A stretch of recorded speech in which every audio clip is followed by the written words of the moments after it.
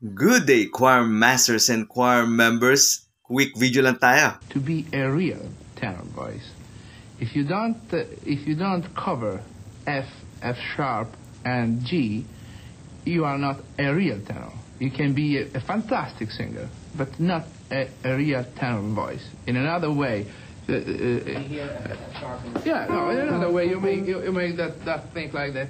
Okay. You can do it's a good sound, but this why it's not elegant. If you do now that sounds simple.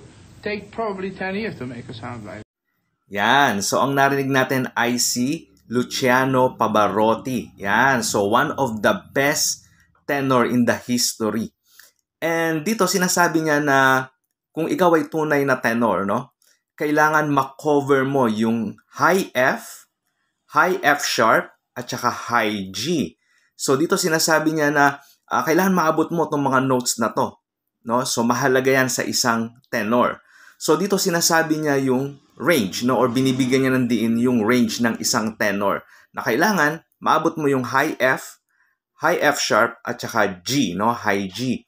And sa last part ng video is napakaganda kasi binigyan niya ng point na hindi lang basta dapat maabot natin itong mga high notes na to, kundi dapat meron tayong magandang voice quality kapag kinakanta natin ang mga notes na to. Yan. So, hindi lang basta maabot, no? Nandito rin yung voice quality. Kailangan maganda yung ating pag-reach sa mga high notes na to. So, sinabi niya rin doon sa last part ng video na yun, no? Na bago mo makuha itong elegant sound na to, kailangan mo ng 10 years. So, siguro sinasabi niya 10 years of practice.